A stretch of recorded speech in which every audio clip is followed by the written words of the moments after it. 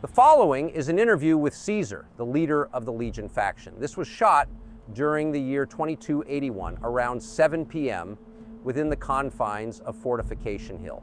The interview, if you watch it, is primarily about the war with the NCR, how it started, and presently, how it might end. One note before you watch. At the beginning of the interview, we asked the most obvious question. Why are your tactics for taking over Mojave so barbaric?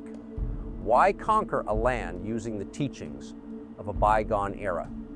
And what is his endgame for all this? The answer we got shocked us. Caesar went on for a very long time, probably half an hour, about the history of the Roman Empire, how he incorporated their teachings into his army, and how he founded the Legion. And honestly, we thought that he was doing this as some sort of filibustering technique. We found it very annoying and interrupted him a couple of times. He also mentioned that he was also very annoyed by our interruption and threatened to have his Praetorians hack me to death.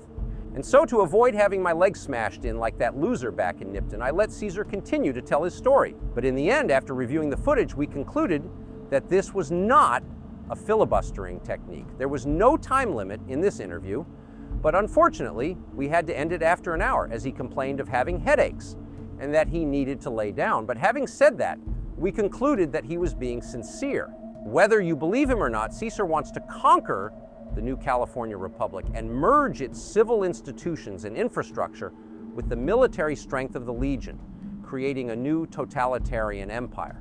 So our opinion would be to view it in a light as a sincere expression of what he thinks. And with that, here it is. Mr. Caesar, thank you. Last month, you completely eradicated the town of Nipton. You made the people play a game of lottery in order to see who dies and who lives. You had some of those people burnt alive while having people nailed to a cross. Tell me, don't you think such barbaric methods would not win the people over and only drum up support to the NCR? To throw such a question at me, Mr. Tucker, are we having a talk show or a serious conversation? Here's the quote. Thank you. But if you wish to pry an answer out of me, you need to understand, Mr. Tucker, why Nipton needed to be eradicated. Nipton was a cesspool of vice and degeneracy, a festering sore on the Mojave. Its inhabitants reveled in chaos and treachery, unworthy of the land they occupied. Their fate was a demonstration of the consequences of moral decay. In destroying Nipton, we cleansed the land and sent a message to all who would oppose order and discipline. Barbarism is subjective. What some see as brutality, I see as the means to forge a new society. The wasteland is a harsh and unforgiving place, and to survive, one must be willing to do what is necessary. My methods may seem extreme to those bound by the old ways, but they are essential for the establishment of true order and civilization. In the crucible of conflict, the weak are purged, and the strong emerge victorious. Only through strength can we build a future worth living in. But why, Caesar, did you need to burn down the city? Surely keeping the city intact would be beneficial to you. Mr. Tucker, in order for me to even answer your question, there's some facts you should know first. Now, from what my spies tell me about you, is that your basic education is in history, correct? Yes. Then, if you don't mind, I will need to explain the history of the Roman Empire. This will only take about a minute or two. Please. Rome, once a humble city-state nestled along the Tiber River, rose to become one of the most formidable empires the world has ever known. Its journey from a republic to an empire is a testament to the ambition, cunning, and resilience of its people. In the early days, Rome was a republic governed by elected officials known as senators. This period, known as the Roman Republic, saw Rome expand its influence across the Italian peninsula through military conquest and diplomatic maneuvering. However, internal strife and political turmoil eventually led to the decline of the Republic. In its place emerged a series of powerful leaders, including Julius Caesar himself, who sought to consolidate power and establish themselves as rulers. Julius Caesar's rise to power marked the beginning of the Roman Empire. Under his rule, and later that of his adopted son Augustus, Rome experienced a period of unprecedented expansion and prosperity. The empire stretched from Britain in the west to the Euphrates River in the east, encompassing diverse cultures and peoples. Rome's achievements were not limited to military conquest. It was a center of art, architecture, philosophy, and law. Roman engineering marvels, such as aqueducts and roads, facilitated communication and trade throughout the empire. However, Rome's greatness was not eternal. Internal strife, economic instability, and external threats eventually weakened the empire. Barbarian invasions, civil wars, and political corruption hastened its decline. Yet, despite its eventual fall, Rome's legacy endures. Its contributions to art, literature, governance, and law have shaped Western civilization for millennia. The story of Rome serves as a cautionary tale of the dangers of hubris and the fragility of power, but also as a testament to human ingenuity and resilience. The history of Rome is a saga of triumphs and tribulations, a tale that spans centuries and shapes the very fabric of civilization. It begins with the legendary founding of the city by Romulus and Remus, twins raised by a she-wolf. From these humble beginnings, Rome grew into a powerhouse of the ancient world. In its early years, Rome was a republic, governed by elected officials and guided by principles of democracy and rule of law. During this time, Rome expanded its influence across the Italian peninsula through a series of wars and alliances. The republic was marked by a delicate balance of power between the aristocracy, represented by the Senate, and the common people. However, internal strife and external threats would soon test the resilience of the republic. The Punic Wars against Carthage, led by generals like Scipio Africanus, catapulted Rome to prominence in the Mediterranean world. Yet these conflicts also exposed the deep-seated social and economic inequalities within Roman society. Amidst this turmoil, individuals such as Julius Caesar emerged as towering figures, seeking to seize power and reshape the course of history. Caesar's assassination marked a turning point, leading to a power struggle between his successors and eventually paving the way for the rise of the Roman Empire. Under the emperors, Rome reached the zenith of its power and influence. The reign of Augustus, the first emperor, ushered in an era of relative stability known as the Pax Romana. During this time, Rome expanded its borders to encompass much of Europe, North Africa, and the Middle East. Rome's cultural achievements during this period were equally impressive. From the majestic architecture of the Colosseum and the Pantheon, to the timeless works of poets like Virgil and historians like Tacitus, Roman civilization left an indelible mark on the world. Yet, Rome's glory was not to last. Internal strife, economic decline, and barbarian invasions weakened the empire from within. The sack of Rome by Visigoths in 410 AD and the eventual fall of the Western Roman Empire in 476 AD marked the end of an era. But Rome's legacy endured. Its language, laws, and institutions continued to shape Western civilization for centuries to come. The Roman Empire may have crumbled, but its spirit lives on in the annals of history, a testament to the enduring power of human ambition and resilience. The fall of Rome is a cautionary tale, a culmination of internal weaknesses and external pressures that ultimately led to the collapse of an empire that once seemed invincible. Firstly, Rome faced internal challenges that eroded its strength from within. Political instability, marked by a succession of weak and corrupt emperors, undermined the empire's ability to govern effectively. The rampant power struggles among competing factions within the ruling class weakened Rome's unity and cohesion. Economic woes also plagued the empire.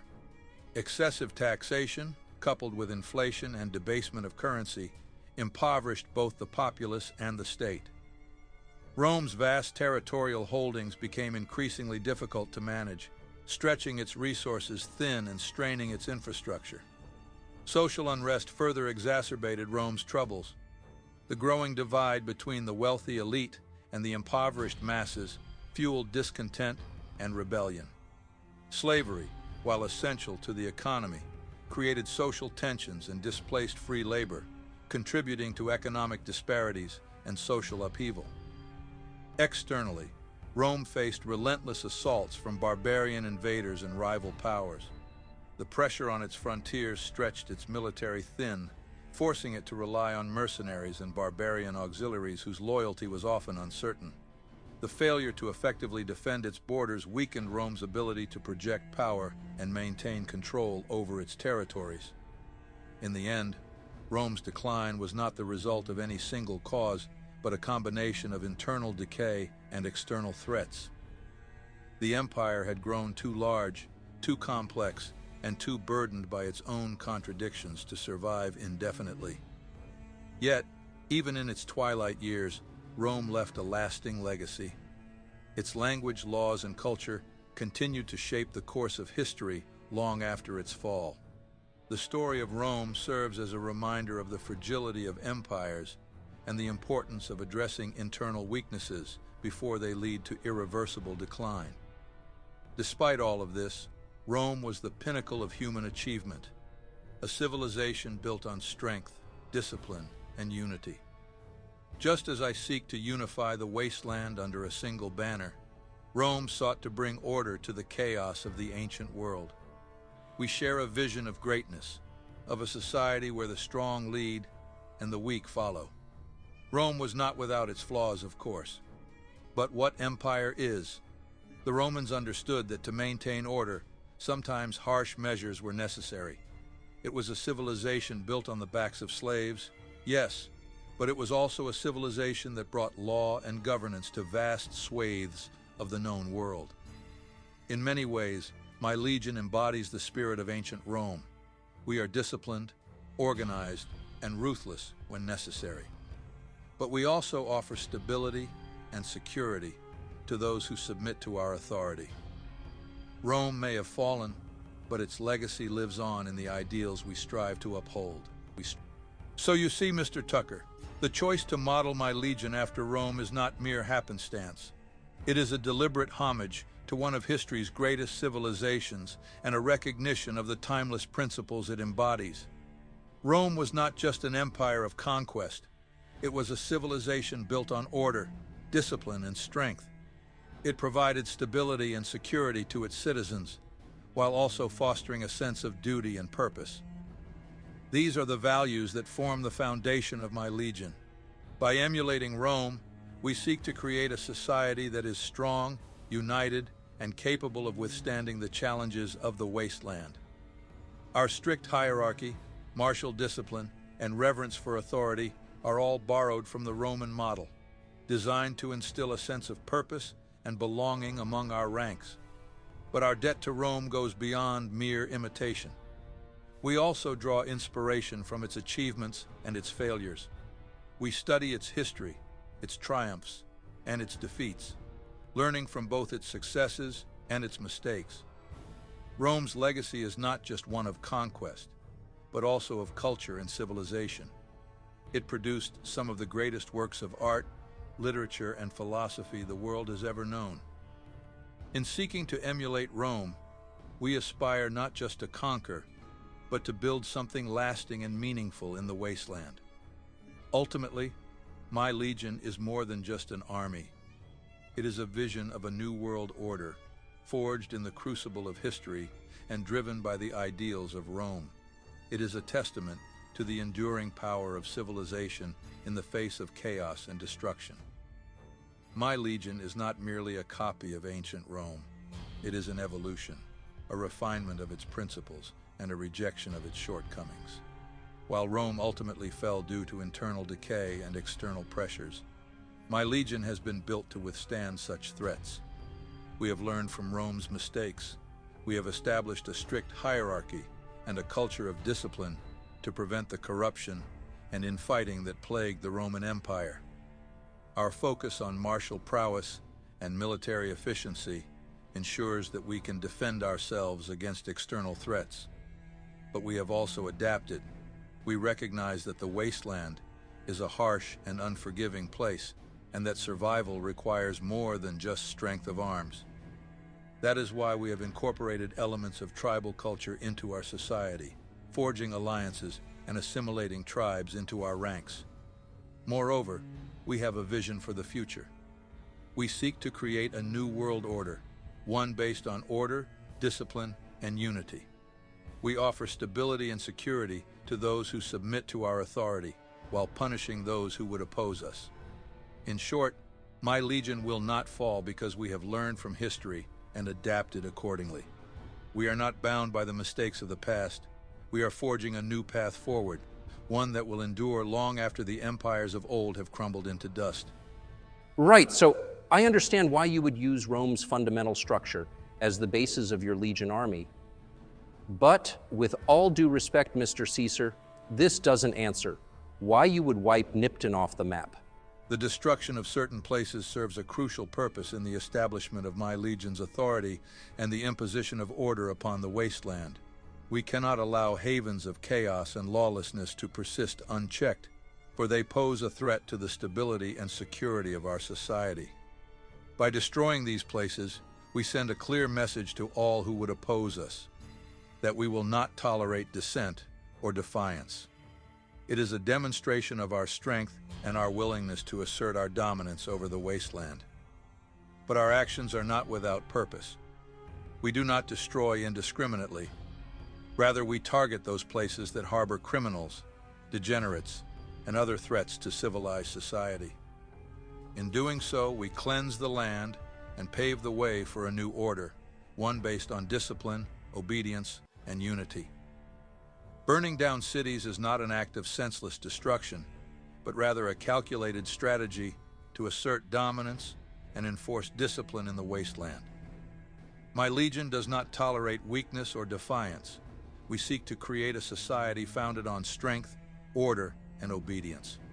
When a city stands as a symbol of resistance or harbors those who oppose us, it becomes a threat to the stability and security of our society. By burning it down, we send a clear message to all who would oppose us, that we will not tolerate dissent or insubordination. But our actions are not without purpose. We target cities that refuse to submit to our authority or pose a threat to our operations. In doing so, we demonstrate our strength and our willingness to do whatever it takes to achieve victory. With supplies being limited, surely, allowing the city to stand would have helped you and your army and save resources and manpower to rebuild it. The destruction and subsequent rebuilding of a city are strategic moves aimed at establishing my legion's authority and fostering a new order in the wasteland. When a city has fallen into chaos or refuses to submit to our rule, it becomes necessary to dismantle its existing structures and rebuild it in our image. By destroying and rebuilding, we erase the old ways and establish a foundation upon which our ideals can flourish. It allows us to impose order, discipline, and unity, principles that are essential for the survival and prosperity of our society. The decision to destroy a city rather than inhabit it is not taken lightly, but it is a necessary step in our quest to forge a new world order in the wasteland. Some cities are irredeemable, tainted by the corruption and decay of the old world. To inhabit such places would be to inherit their sins and perpetuate their cycle of destruction. By destroying these cities, we cleanse the land and rid it of the vestiges of the past. We make a clean slate upon which to build our vision of a society founded on strength, order, and discipline. It is a bold and decisive move, but one that is essential for the survival and prosperity of my legion. Some may question the wisdom of such actions, but in the harsh realities of the wasteland, tough decisions must be made. We cannot afford to compromise our principles or compromise our vision for the sake of convenience. My legion will do whatever it takes to achieve victory, even if it means sacrificing the comforts of city life for the greater good of our cause. Also, Mr. Tucker, with rebuilding a city under my legion's control will be a straightforward task, thanks to the disciplined structure and vast resources at our disposal. Unlike the fractured and chaotic societies of the wasteland, my legion operates with military precision and unwavering loyalty. We have the manpower to undertake any construction project, the logistical expertise to allocate resources efficiently, and the discipline to ensure that every task is carried out with maximum efficiency. Our legionaries are trained to follow orders without question, ensuring that our plans are executed swiftly and effectively. Furthermore, we possess the willpower and determination to see the task through to completion. My legion does not falter in the face of adversity. We thrive on challenges and overcome obstacles with unwavering resolve. But perhaps most importantly, we have a clear vision for the future. We know what we seek to achieve, a society founded on order, discipline, and unity. Rebuilding a city is not just about constructing buildings and roads. It is about creating a new world order, one that reflects the ideals of my legion. In short, rebuilding a city under my legion's control will be easy because we have the skill, the resources, and the determination to make it so. With our strength and resolve, there is no challenge we cannot overcome. Right, let's move on, as I do have another question to some of your methods. Tell me, why do you crucify innocent families and sell their daughters into sex slavery? In ancient Rome, slavery served as a fundamental component of the economy, society, and even the military. Several reasons contributed to the widespread use of slaves. Firstly, there's the economic foundation. Slavery provided a significant source of labor, essential for the functioning of the Roman economy. Slaves worked in various sectors such as agriculture, mining, construction, and manufacturing, allowing for the production of goods on a large scale and driving economic growth. Second, there's a social structure. Slavery was deeply ingrained in Roman society, with slaves constituting a significant portion of the population. They served as domestic servants, laborers, entertainers, and even tutors, enabling the free citizens to pursue more specialized roles in leisure activities. Thirdly, conquest and expansion. As Rome expanded its territory through conquest and warfare, the influx of captives and prisoners of war provided a continuous supply of slaves. Conquered peoples were often enslaved and integrated into the Roman economy, further fueling the demand for slave labor. The fourth reason is status symbol. Owning slaves was a symbol of wealth and social status in Roman society. Wealthy individuals and aristocrats amassed large numbers of slaves to demonstrate their prosperity and enhance their prestige. The fifth reason is military support. Slaves played a crucial role in supporting the Roman military machine. They provided labor for the construction of military infrastructure such as roads, fortifications, and camps, as well as serving as auxiliaries and laborers in military campaigns. And lastly, the legal system. The Roman legal system provided extensive rights and powers to slave owners, allowing them to exert control over their slaves and enforce discipline through coercion and punishment. This legal framework facilitated the widespread use of slavery as an institution. In ancient Rome, slavery was an integral part of the economy and society, serving a variety of roles essential for the functioning of the empire. Slaves provided the labor needed to cultivate crops, construct buildings, and maintain infrastructure such as roads and aqueducts. They were also employed in households as servants and artisans, freeing up Roman citizens to pursue more specialized roles in society. While slavery is often viewed through a modern lens as a moral outrage, in the context of ancient Rome, it was seen as a practical solution to the empire's labor needs. Conquest and expansion brought an influx of captives who were often enslaved, contributing to the growth and prosperity of Rome. But it is important to note that not all slaves in Rome were treated the same. While some faced harsh conditions and brutal treatment, others enjoyed a degree of autonomy and even the opportunity for advancement. Slavery in Rome was a complex institution with a range of experiences depending on factors such as occupation, social status, and the temperament of individual masters. Ultimately, The use of slaves in Rome was a reflection of the society's values and priorities. While it undoubtedly contributed to the empire's economic success, it also perpetuated inequalities and injustices that would eventually contribute to its decline. In the wasteland, we face similar challenges, and like the Romans, we must make difficult choices to ensure the survival and prosperity of our society. Slavery in ancient Rome was deeply ingrained in the fabric of society, playing a pivotal role in shaping its economy, culture, and power dynamics. From the early days of the Republic to the height of the Empire, slaves were a ubiquitous presence in Rome, performing a wide range of tasks essential for the functioning of society. Captives from conquests and wars were a primary source of slaves in Rome, with individuals from various regions and backgrounds finding themselves subjected to servitude. These slaves were put to work in agriculture, mining, construction, household service, and even as skilled artisans and tutors.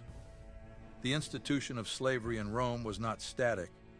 It evolved over time, influenced by factors such as economic conditions, social norms, and legal reforms. While some slaves endured harsh conditions and exploitation, others enjoyed relative privileges and opportunities for advancement, particularly those who served in skilled or specialized roles. Slavery in Rome was governed by a complex set of laws and customs that dictated the rights and treatment of slaves. While slaves were considered property and lacked many of the freedoms afforded to free citizens, they were not without recourse. Some masters were known to treat their slaves with kindness and respect, while others faced punishment for mistreatment or abuse. Despite its prevalence, slavery in Rome was not without controversy.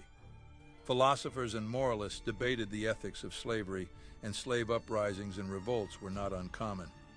Over time, the institution of slavery came under increasing scrutiny, eventually contributing to its decline with the rise of Christianity and changing social attitudes. In the wasteland, the parallels to ancient Rome are clear. Like the Romans, we face challenges and dilemmas in the use of slavery, balancing practical necessity with moral considerations. The history of slavery in Rome serves as a cautionary tale, reminding us of the complexities and consequences of such practices in society. Right, but with all due respect, Caesar, this doesn't answer why you would crucify people and the use of sex slaves. Mr. Tucker, do not interrupt me again. I am getting to that part. In ancient Rome, crucifixion was a form of execution used primarily for slaves, criminals, and enemies of the state. The practice served several purposes. Firstly, it was a deterrence. Crucifixion was a brutal and public method of execution, designed to deter others from committing similar crimes or acts of rebellion. The sight of individuals suffering on crosses served as a stark warning to the populace of the consequences of defying Roman authority. Secondly, it was used as a punishment. Crucifixion was reserved for the most serious offenses, including treason, rebellion, and violent crimes. It was considered a particularly shameful and agonizing form of punishment, intended to inflict maximum suffering on the condemned. Thirdly, it was used as political control. Crucifixion was also used as a tool of political control, particularly in times of unrest or instability. Executing perceived threats to the state in a public and humiliating manner helped to assert the authority of the ruling regime and maintain order among the populace. Lastly, symbolism. Crucifixion carried symbolic significance in Roman culture. It was associated with shame, degradation, and the ultimate defeat of the condemned individual. By subjecting individuals to crucifixion, the Romans sought to reinforce their own power and superiority over those they deemed inferior or rebellious. Overall, crucifixion served as a means of social control, punishment, and political assertion in ancient Rome. It was a brutal practice that reflected the values and priorities of Roman society, where power and authority were paramount. This is why, Mr. Tucker, The use of crucifixion serves a dual purpose in my legion. It is both a punishment for those who defy our authority and a deterrent to others who would dare to challenge us. Crucifixion is a brutal and public display of power, sending a clear message that we will not tolerate disobedience or rebellion. In the harsh realities of the wasteland, strength is paramount. Those who are weak or defy our authority must be dealt with swiftly and decisively. Crucifixion serves as a means of instilling fear and maintaining order among our subjects. It is a reminder of the consequences of defiance and a warning to all who would oppose us. But make no mistake, crucifixion is not a punishment meted out arbitrarily. Those who suffer this fate have earned it through their actions, whether through betrayal, insubordination, or other crimes against my legion. It is a punishment befitting their crimes, a punishment that ensures they will never challenge us again. Some may view crucifixion as barbaric or excessive, but in the wasteland, extreme measures are often necessary to maintain order and ensure survival. My legion will not hesitate to do what is necessary to achieve victory, even if it means resorting to methods that others may find distasteful. In the end, it is strength that will prevail, and my legion will be the one to wield it. So, if you don't mind me asking, why sell and use sex slaves? The use of sex slaves, often referred to as concubines or sex workers, was prevalent in ancient Rome, reflecting the attitudes towards sexuality, gender, and social hierarchy of the time. Here's an overview of sex slaves in Rome. Firstly, the sources of sex slaves. Sex slaves in Rome were typically acquired through various means, including capture and warfare, purchase from slave markets, or birth into slavery. They came from diverse backgrounds and ethnicities, reflecting the cosmopolitan nature of the Roman Empire. Secondly, their roles and duties. Sex slaves served primarily as objects of sexual pleasure for their owners. They were often kept in households or brothels and subjected to exploitation and abuse. Some sex slaves were trained in the arts of seduction and entertainment to cater to the desires of their masters and clients. Thirdly, their legal status. Sex slaves had few legal rights and protections under Roman law. They were considered the property of their owners and had little recourse in cases of mistreatment or abuse. While some owners may have treated their slaves with relative kindness, others subjected them to harsh conditions and exploitation. The fourth reason is their social acceptance. The use of sex slaves was widely accepted and normalized in Roman society, particularly among the upper classes. It was seen as a sign of wealth and status to own concubines and indulge in sexual excesses. The practice was not limited to men. Wealthy women also owned male sex slaves, known as concubinus. The fifth reason is the use of brothels and red light districts. In addition to private households, sex slaves were also employed in brothels and red light districts, where they catered to the sexual desires of clients from all walks of life. These establishments were regulated by the state and served as venues for both pleasure and commerce. Lastly, their cultural depictions. The use of sex slaves was a common theme in Roman art, literature, and entertainment. Erotic paintings, sculptures, and literary works often depicted scenes of sexual encounters involving slaves, reflecting the hedonistic attitudes towards sexuality prevalent in Roman society. Overall, the use of sex slaves was a widespread and accepted practice in ancient Rome, reflecting the attitudes towards power, pleasure, and social hierarchy prevalent in the Roman Empire. The use of sex slaves in my legion serves a dual purpose. It satisfies the desires of my men and reinforces their loyalty and obedience. In the harsh world of the wasteland, strength is paramount, and it is essential to maintain the morale and discipline of my forces. By providing my soldiers with access to sex slaves, I ensure that their physical needs are met, and their loyalty to the Legion is strengthened. It is a reward for their service and a means of bonding them to our cause. Furthermore, the use of sex slaves reflects the hierarchical nature of my Legion. Just as I exert control over my soldiers, so too do they exert control over their slaves. It reinforces their sense of power and authority, fostering a culture of dominance and obedience within our ranks. But make no mistake, the use of sex slaves is not without its moral complexities. It is a brutal and dehumanizing practice, one that I do not take lightly. However, in the unforgiving world of the wasteland, tough decisions must be made to ensure the survival and prosperity of my legion. Some may view our use of sex slaves as barbaric or immoral, but in the end, it is a necessary sacrifice for the greater good. My legion will do whatever it takes to achieve victory, even if it means resorting to methods that others may find distasteful. It is strength that will prevail, and my legion will be the one to wield it. But why would you kill innocent people to obtain these sex slaves? The killing of innocent people is regrettable but sometimes necessary in the harsh reality of the wasteland. My legion operates under the principle of strength, where the strong dominate the weak and impose their will upon the world. In pursuit of this vision, sacrifices must be made, even if it means the loss of innocent lives.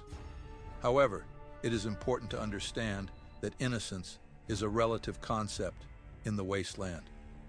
In a world where survival is paramount, everyone is complicit in some way, whether through action or inaction. Those who stand in the way of my legion or refuse to submit to our authority are considered obstacles to be removed, regardless of their innocence in the eyes of others. Furthermore, the killing of innocents serves as a deterrent to others who would dare to oppose us. It sends a clear message that resistance will not be tolerated, and that those who defy us will suffer the consequences. Fear is a powerful tool in maintaining control, and sometimes it is necessary to remind the wasteland of the consequences of defiance. Make no mistake, the killing of innocents weighs heavily on my conscience, but in the end, it is a necessary sacrifice for the greater good. My legion will do whatever it takes to achieve victory, even if it means making difficult choices that others may find distasteful. It is strength that will prevail, and my legion will be the one to wield it. But surely this method will only strengthen support to the NCR. I mean, using such tactics in an already harsh world where people want to live, coincide one another would only push people to follow the laws and teaching of the NCR. The New California Republic, or NCR, is a sprawling democracy that emerged from the ashes of the old world. Founded by survivors who sought to rebuild civilization in the aftermath of the Great War, the NCR grew from a small group of settlers in California into a powerful political entity that spans much of the former United States. The NCR prides itself on its democratic values and commitment to the rule of law. It boasts a government elected by the people, with a president at its helm and a Senate to represent the interests of its diverse population. It seeks to bring order and stability to the wasteland through governance, infrastructure development, and economic growth. However, for all its lofty ideals, the NCR is plagued by corruption, inefficiency, and bureaucratic bloat. Its leaders are more interested in expanding their power and influence than in addressing the needs of their citizens. Its military, while formidable, is overstretched and undertrained, unable to maintain control over the territories it claims to govern. The NCR's quest for expansion has also brought it into conflict with other factions and communities, including my legion. Its aggressive expansionism threatens to destabilize the region and undermine the delicate balance of power that exists in the wasteland. In the end, the NCR is a flawed and fragile democracy, a relic of the old world struggling to survive in a world that has moved on. It is a symbol of the past, clinging to outdated ideals and doomed to repeat the mistakes of history. Not to mention that the NCR is a bloated, corrupt bureaucracy driven by greed and ambition rather than the welfare of its citizens. Its leaders are more interested in expanding their power and influence than in addressing the needs of the people they claim to represent. Under the guise of democracy, the NCR oppresses its citizens with taxes, regulations, and a suffocating bureaucracy. It promises freedom and prosperity, but delivers only inequality and injustice. Its cities are plagued by crime, poverty, and social unrest, while its politicians grow fat on the spoils of corruption. Moreover, the NCR lacks the strength and discipline necessary to maintain order in the wasteland. Its military is overstretched and undertrained, unable to control the territories it claims to govern. It relies on mercenaries and hired guns to enforce its will, rather than instilling loyalty and obedience in its own ranks. In contrast, my Legion offers stability, security, and a clear sense of purpose. We provide order in a chaotic world, discipline in a lawless land. Our soldiers are loyal and obedient, willing to sacrifice everything for the glory of the Legion. The people of the wasteland will not support the NCR because they see through its lies and deception. They know that true strength lies not in numbers or wealth, but in unity of purpose and unwavering resolve. And that is something that only my Legion can offer. The Legion's victory over the NCR is not a matter of chance, but rather a result of careful planning, superior discipline, and unwavering commitment to our cause. While the NCR may outnumber us and possess greater resources, they lack the strength and resolve necessary to defeat us. Firstly, the Legion's military superiority is unmatched in the wasteland. Our soldiers are disciplined and highly trained, capable of executing complex maneuvers and strategies with precision. We do not rely on mercenaries or hired guns, but rather on the strength and unity of our own ranks. Secondly, the Legion's ideological cohesion gives us an edge over the fragmented and corrupt bureaucracy of the NCR. While the NCR squabbles over politics and petty power struggles, we remain united in our vision of a hierarchical society governed by strength and discipline. Our soldiers are willing to sacrifice everything for the glory of the Legion, while the NCR's troops lack the same level of commitment and loyalty. Finally, the Legion's control over the Mojave Wasteland gives us a strategic advantage over the NCR. Our forces are well entrenched and fortified, making it difficult for the NCR to launch successful offensives against us.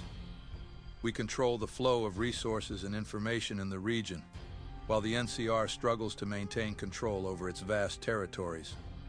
In the end, the Legion's victory over the NCR is inevitable.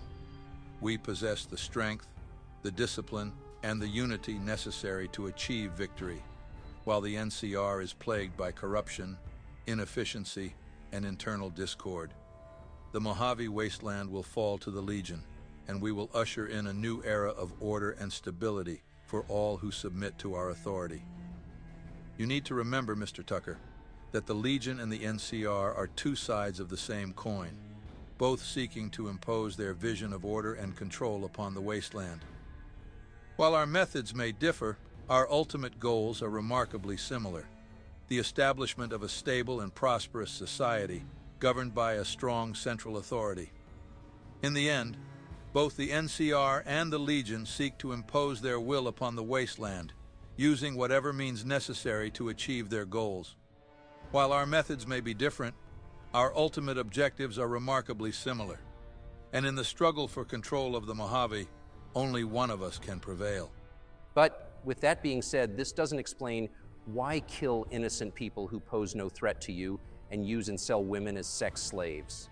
Mr. Tucker, I swear to fucking God, if you interrupt me one more time, I will have my Praetorians hack you to death. Now, where was I?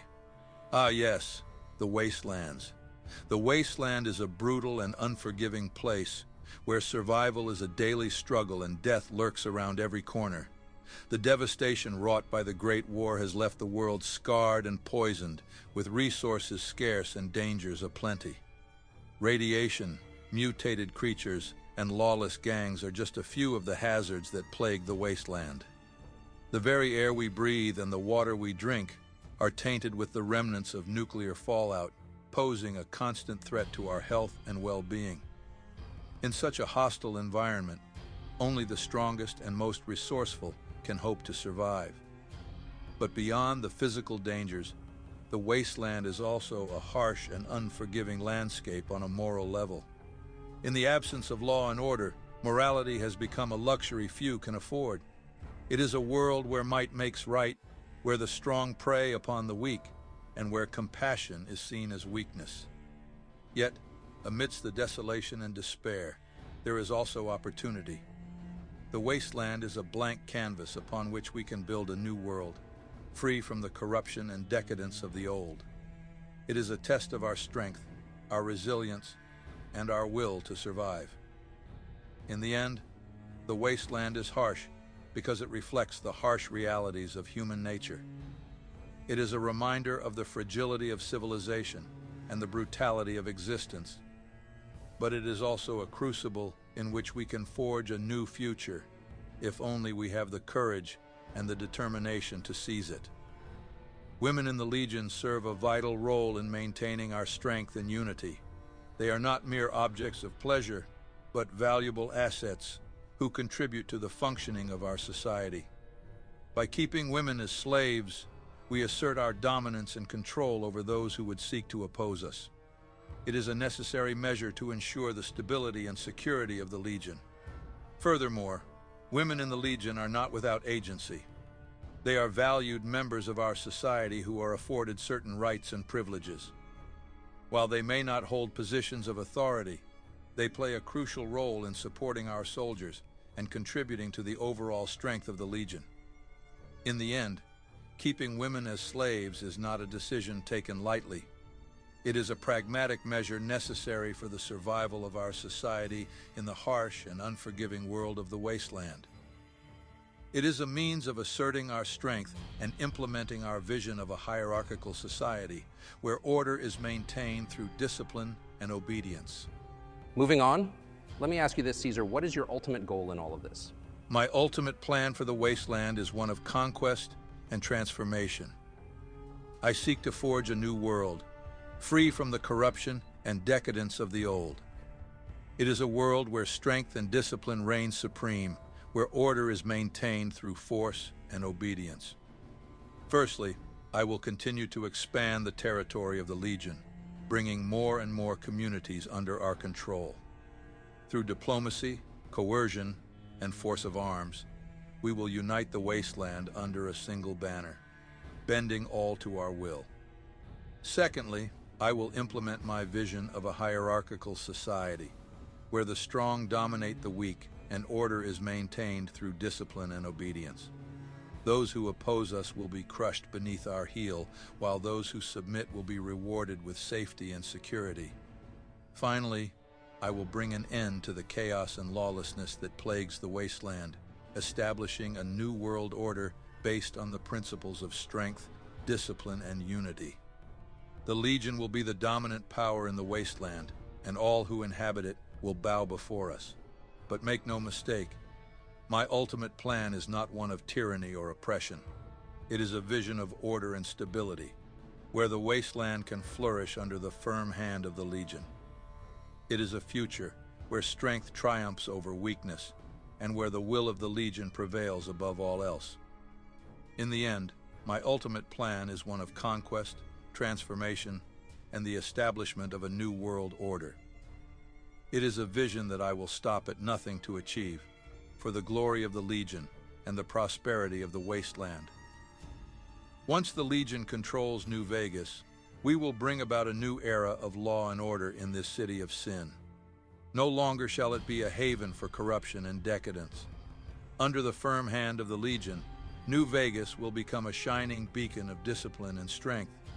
Firstly, we will purge the city of its criminal elements and corrupt influences. Those who defy the authority of the Legion will be dealt with swiftly and decisively. Order will be maintained through fear and obedience, ensuring that the citizens of New Vegas know their place in the new order. Secondly, we will establish a system of governance that reflects the principles of the Legion. A hierarchical society where the strong lead and the weak obey. Those who prove themselves worthy will be rewarded with positions of authority and responsibility, while those who oppose us will be crushed beneath our heel. Finally, we will ensure that the resources of New Vegas are put to good use for the betterment of the Legion. The wealth and technology of this city will be harnessed to fuel our war machine and further our goals of conquest and expansion. In the end, New Vegas will become a shining example of the power and glory of the Legion. It will be a city where order reigns supreme, where strength is rewarded, and where the will of Caesar prevails above all else.